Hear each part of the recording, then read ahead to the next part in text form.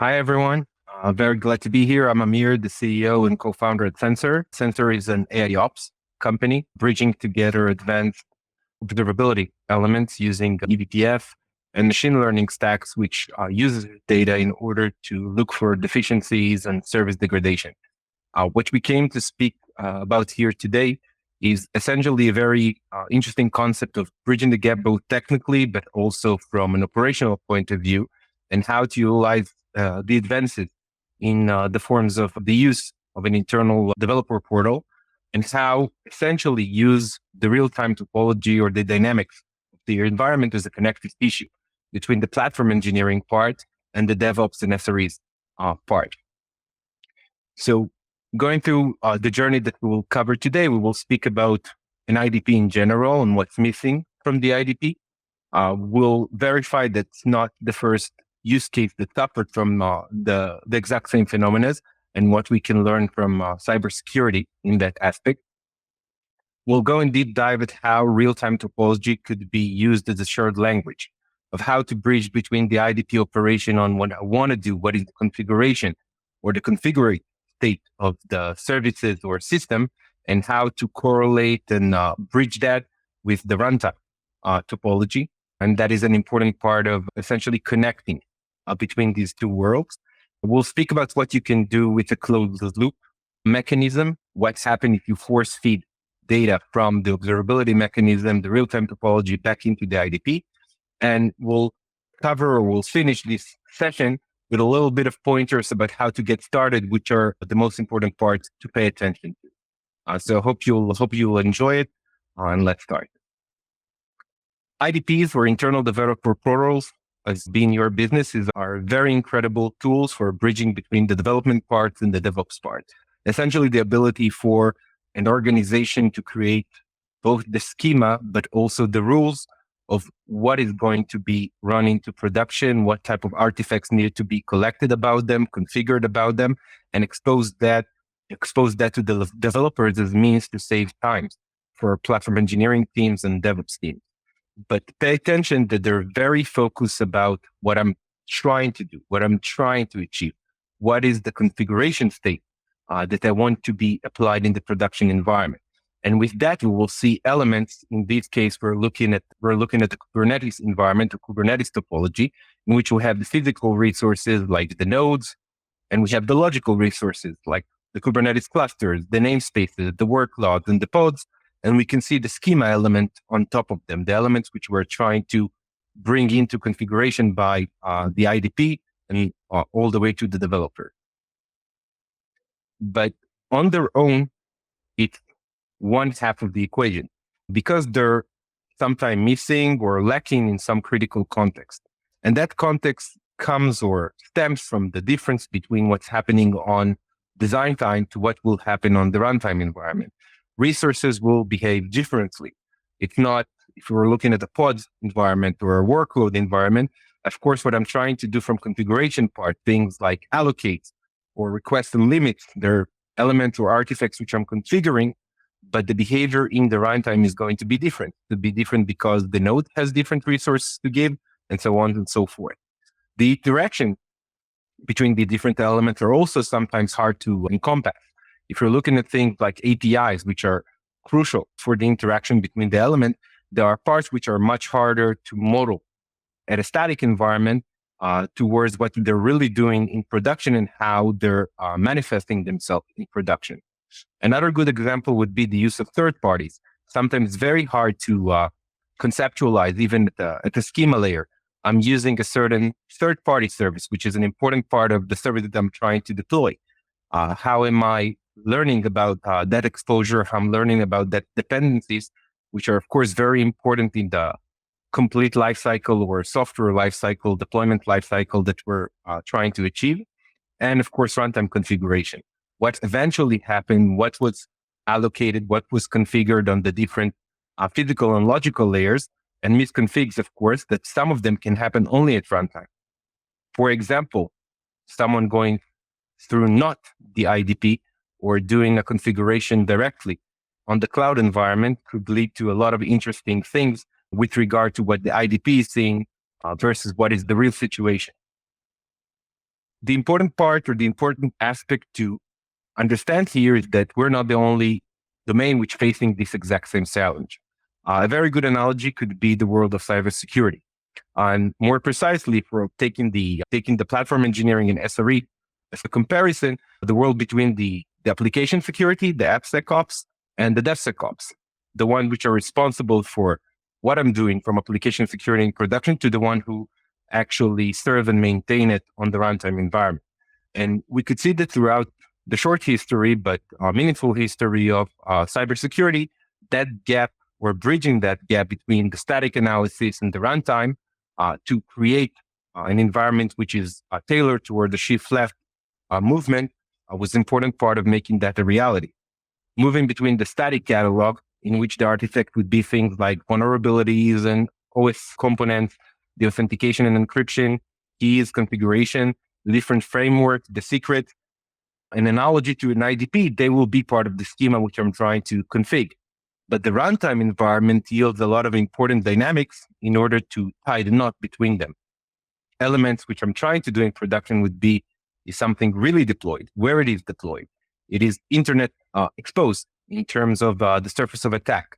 Is it behind some sort of a firewall or filtering mechanism? Are there runtime misconfiguration? Are there do they have any relevancy to something which is on the static catalog part? That bridging was very important in order to, one, get an accurate view of what is an actual attack surface, focusing or prioritizing the real risk, not just vulnerabilities, which of course would collapse the entire team because we'll just try to fix everything. But that formalization of what is important, what is the priority is crucial for these teams to function efficiently.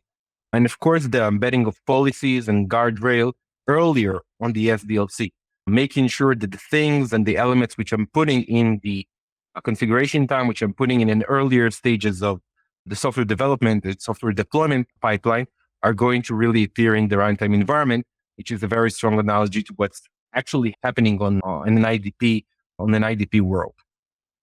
So for platform engineering, this runtime context comes from essentially having a very nice grasp or a very deep view about the real-time topology of the services, what is actually going on in production. The benefits of using or being able to feed force this type of element back into the IDP are numerous. We'll just mention a few. The ability to get full and closed loop visibility, what I tried to do, what I meant for things to be looking like, and what actually came about in reality. Having more efficient troubleshooting. Of course, there is a lot of vague line between where one's responsibility, like a platform engineer, is going to end, and when another's responsibility, like the SRE, is going to start. There's a lot of back and forth between them, and going way back to the developers, which are fed by the IDP. Therefore, this type of information is super crucial, and eventually less IDP maintenance required from various reasons. One, being able to actually be accurate on the status of the production environment, being less cold or pinged about things which are runtime related and not IDP related, and so on, so forth. Why it's hard? So we understand it's not a trivial move. We understand that people would have done it. There are some sort of runtime integration towards the IDP, like getting observability streams from your APM or infrastructure monitoring tools, but it's still hard. It's hard because the runtime dynamics are much more complex than the static dynamics. The static dynamics could be somewhat compared to a configuration file or a configuration tree, something that I could traverse easily. That's not the nature of the runtime environment. The runtime environment is a live, moving, changing graph, which has a lot of inputs coming from things that happen on the infrastructure layer, things that happen on the application layer, and just changes coming from the software deployment pipeline.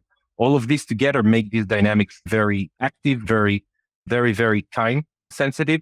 So this type of bridging becomes harder to get than you might think about at the beginning. So topology enriches the IDP with runtime concept on multiple layers. So we're speaking here not only about how a production environment is looking, but also with the context of the running environment, with the context of the running application infrastructure, the network layer, and the APIs. We'll give a little bit of examples when we're going through the following slide. What you can see here, coming from our system, but could be achieved, I would assume, by other system as well, is first of all, the ability to automatically get the important information coming from the observability layers, which pods were deployed, what type of APIs are now being run, and that as a beginning gives a very nice glance to what was deployed in production. Moving forward, now, if we look at the IDP hierarchy and the IDP schema, we will most likely be faced with looking at specific services. So the deployment run status, the runtime configuration, which will appear as runtime labels, so on and so forth, and the performance of specific services. If we look again here, and if we look at one of the services, now within that context, we can see things like the health behavior, the important metrics, which are crucial to understand the health and performance of that specific service, the ability to track the deployment, what we meant to be happening, and how it behaves in runtime, and of course the events, things which are accompanying or are the operational status of the service in the production environment. Moving forward with the last element, or trying to combine what we spoke about earlier to the last level, this would be the third-party resources, the internal resources with regards to their actual properties, things like availability, latency, and the status of the third-party resources could be public APIs, payment gateways, for example. If we look here again, and now we're looking at the real-time Kubernetes topology, here are the third parties being used, things like the databases or queues, runtime caches, and APIs. And also, if we'll open the internal deployment, now we can see the runtime dynamic. Each and everything here is accompanied by a lot of different layers. But the importance is you can really see the flow. You can really see how it all ties into the bigger picture. And all this information is essentially very complementary and very important when being given with the IDP data or what we're trying to achieve data. Okay, so let's try to recap and understand at the high level. The real-time topology, it allows us to enrich the service catalog with what we put in our schema, what we try to do, and what was actually happening or represented in the runtime environment with all the different contexts. This would be the configurations and dependencies, and that's a very important goal that we're trying to achieve. It also provides a common language. The IDP tries to encompass the platform engineering way of thinking about what is the right abstraction level of the production environment. That's something which is clearly need to be explained and used by the developers. But on the other hand, this will implicate the runtime environment. So the common language here cannot go on a single way. It's not only IDP up toward developers, but it's also, if you will, looking at the IDP down toward the runtime environment. And with that, the personnel which is responsible for maintaining that runtime environment, SREs and DevOps would be a good example. And you have to close that loop.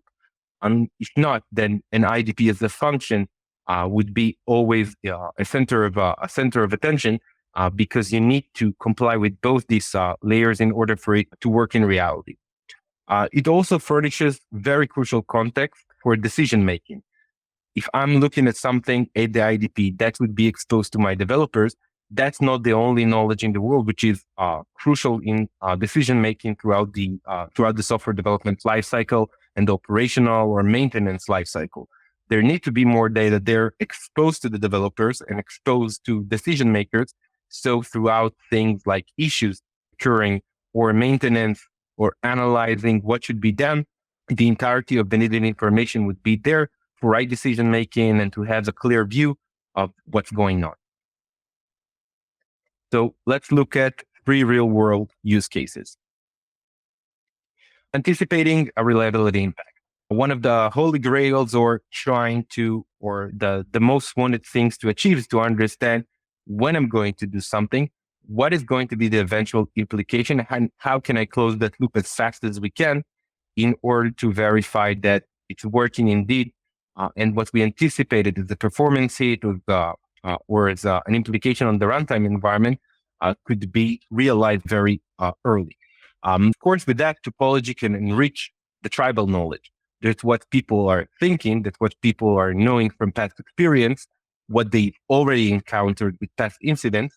But that with the topology becomes not a tribal knowledge, but an actual set of data points which could be verified, understanding which are the affected services.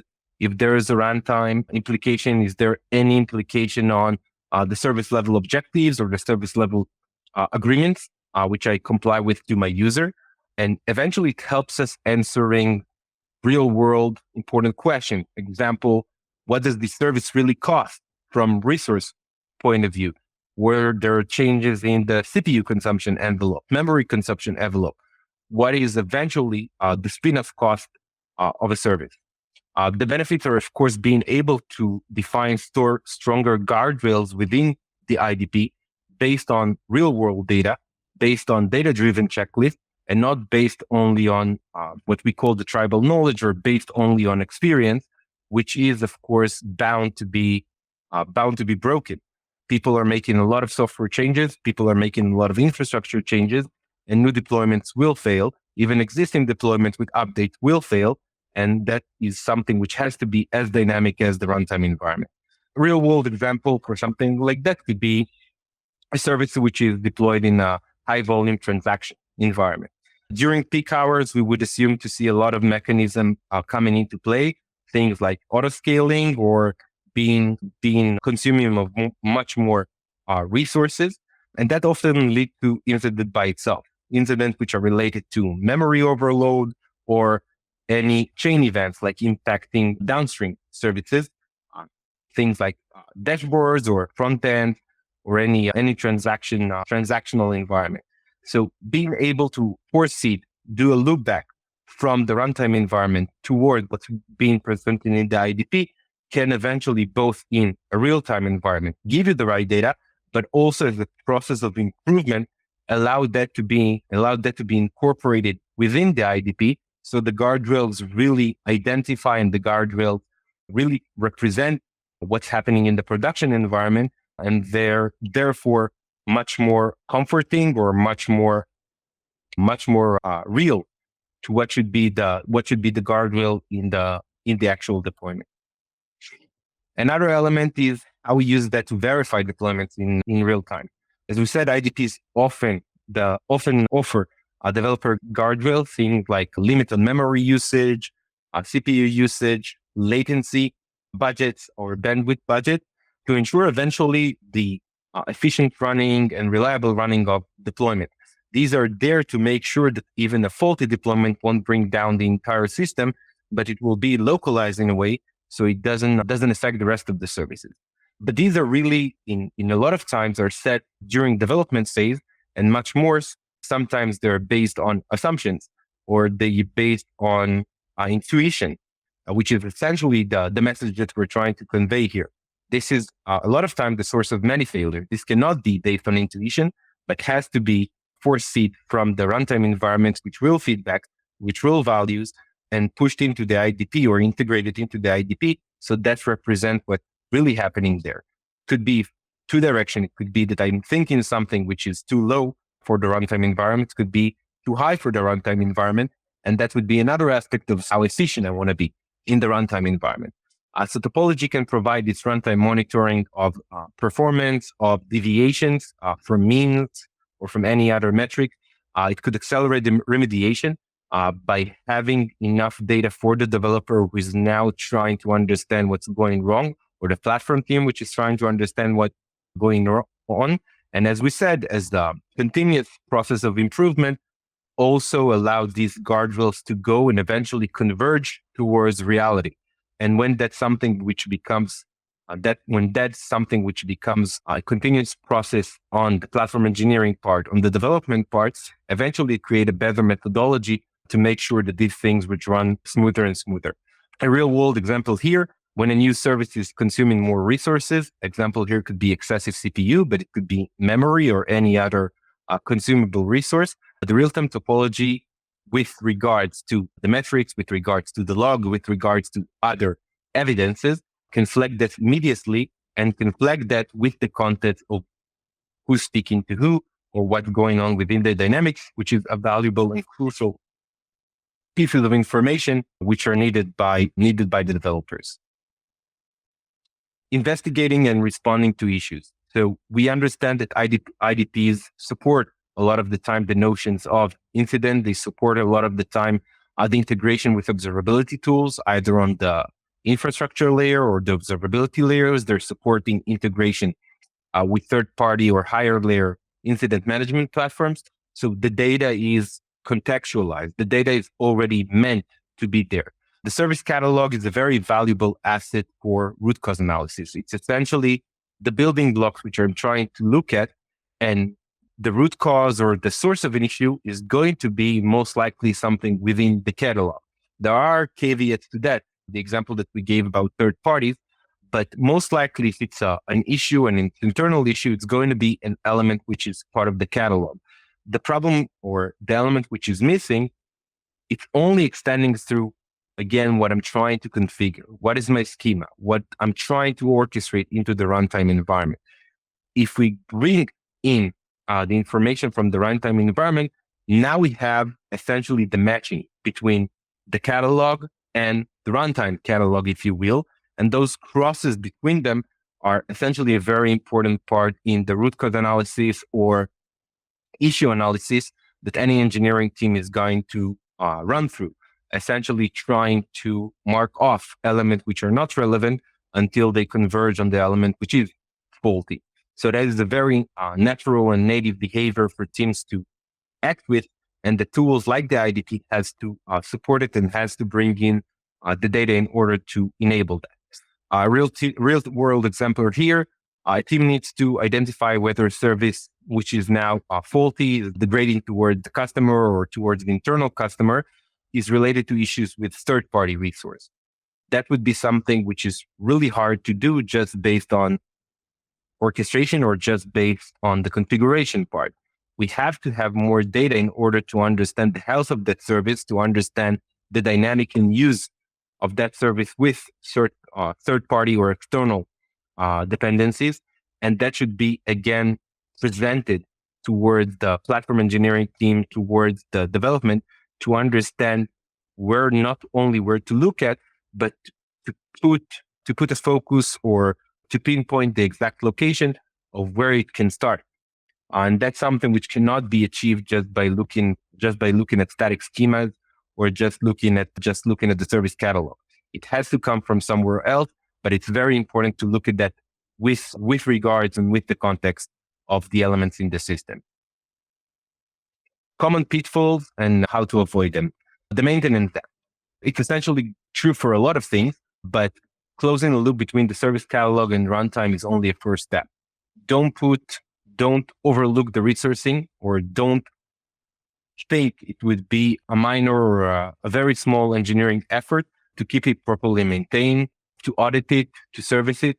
There's a lot of commitment which is needed here to make these things run smoothly, to operate smoothly. But that is for sure an investment worthwhile of doing. Incomplete runtime context. In order to do what we're speaking about, you need enough context. And depending on the complexity of the system, depending on the amount of, if you will, free variables in the system, which includes the resources, the APIs, the third-party services, this thing is sometimes hard to bring, not only in terms of actually having the data, but from the configuration of the runtime toolset, from the aspect of how much investment is needed from not only time perspective, but also tool price perspective, to having all the different connectors to the different layers in the runtime environment and bring it all to the IDP. Worth mentioning here, the technologies like eVPF, technologies that can enable auto discovery of the runtime environment, which can better and ease the toil of exposing that data without manually going and configure a million type of dashboard, a million type of connection point, could be very helpful here. Static snaps. So to be useful, the runtime topology need to be continuously and automatically discovered and updated. Not only is a way to collect this data, analyze this data, able to not use a lot of documentation, which is most of the time irrelevant on the day of writing it. So being able to actually get that as a continuous process is super important and saves a lot of time of trying to do it in any other way. Tips for getting started. Building your topology. Of course, observability tools can help. A lot of them has elements like runtime topology, usually based on things like DNS or basic modes of networking, but they often require a lot of configuration around them to explore all the different layers. There are platforms that offer auto discovery and real time or real mapping, if you will, of the environment. This is, as we said earlier, often with the help of technologies like idps, which are exposing the dynamics not only from a configuration point of view or not only from dependency point of view, but stemming from real networking elements, real interaction between the different services. The integration of the topology with the IDP. The IDP already, most of them offer integration with observability and incident response platform. It would be very native. It would be very native to integrate the topology part with the caveat we spoke about earlier. As good as the good, it will only be as good as the topology exposed from the observability tool. But that is as a first step. Even bringing it front facing towards the user of the IDP is very important to put all the needed data in one place and have this data reachable, but by the users of the IDP. Prioritization of use cases. Prioritization is naturally important in any engineering venue, but being able to identify the quick wins. Where are the hotspots? Where are the services which are more tailored toward failure, which makes more problems or makes more challenges in the production environment? Focus on them. You don't need to solve the entire system. You won't be able to solve an entire system, especially if it's a scalable one, but the ability to minimize that. Look at the important part, the important building blocks, whether they're internal, whether they're platform or infrastructure part or service elements or third-party elements, which are super important. Prioritize based on them. And eventually when the relevant team is looking at the IDP or the relevant team is using the IDP, if we can put this quick win toward that specific team, on the grand scheme of things, it's not only net positive, it's largely net positive because from the beginning, these are the elements which are most likely to require that and use that. And the last element would be to scale and expand. Very, very common if we're speaking about the concept of quick wins, but you need to prove to the users of the IDP, this is a valuable tool. So using this early win and being able to go step by step, building more or additional opportunities to weave in or to put in the runtime context into the IDP are not only valuable, but as a process of internal conveying or as a process of proving internally that this is a winning mechanism are super important. And using this strategy to build it in step, prove it in step, and eventually using it in step are going to eventually affect the software development lifecycle, the deployment lifecycle. All of that would be achieved and proven in ways that people can cope with them. I really hope that you enjoyed that as much as we did. We think there's a very large room for collaboration. We're in large collaboration between what's being done on the observability world, between advances in the abilities in the observability world and how real-time topologies could be auto-discovered, exposed, maintained by the tools themselves, and integrating this data towards the IDP. Eventually, it becomes only logical that if we're speaking about things like continuous integration, continuous development, and thinking about the software development lifecycle, deployment lifecycle, those tools have to work in conjunction to one another. They're complementing one another, and each and every one of them is dependent on the other one. From things like the IDP, which encompass the organizational knowledge about what should be defined, how it should be orchestrated, where it should be orchestrated, and eventually doing the deployment or commanding the deployment to the production environment. And of course, all the way through the outer hand, which is the deployment environment or the runtime environment in reality.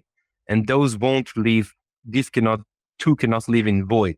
Eventually, they're dependent not only with the teams which need to work together in order to solve issues or to add capabilities to the system, but also from technical perspective, there's going to be a lot of convergence between the abilities of those tools, and integration here is native.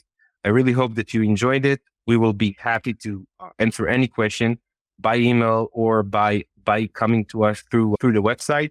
And I wish you very happy and very, very productive day. Thank you.